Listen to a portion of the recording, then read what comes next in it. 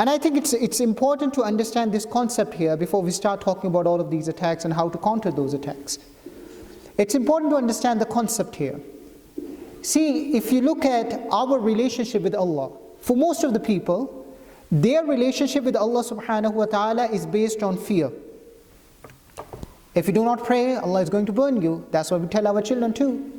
If you don't do this, Allah subhanahu wa ta'ala is going to punish you. So my first impulse of my relationship with Allah subhanahu wa ta'ala is that I should be afraid of Him. And no doubt, fear is a part of my relationship with Allah subhanahu wa ta'ala. Fear should be there. But the most powerful force inside me that should make me do anything for the sake of Allah subhanahu wa ta'ala, like pray, like eating halal, like doing the right thing, like staying away from haram, is actually gratitude. That Allah subhanahu wa ta'ala has done so much for me, the least I can do is to do these few things.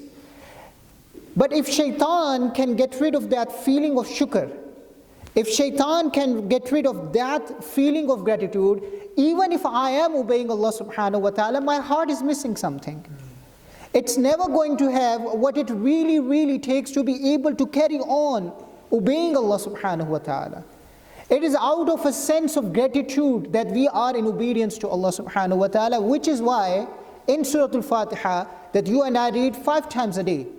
In Surah Al-Fatiha by the way is the surah that call you and me to Allah subhanahu wa ta'ala's obedience, to Allah subhanahu wa ta'ala's worship. Iyaka na'budu wa iyaka nasta'een. But it begins with what?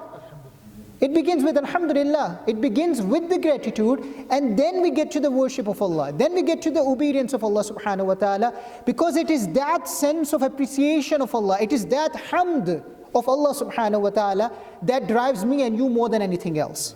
So inshallah, in today's khutbah, I have already given you a long explanation of each one of these attacks, but inshallah I will walk you through each one of them again briefly, and I will try to explain it to you in very brief and simple terms, how if we can remember to be grateful to Allah subhanahu wa ta'ala, we can protect ourselves from all of these attacks, from every waswasa of Shaitan.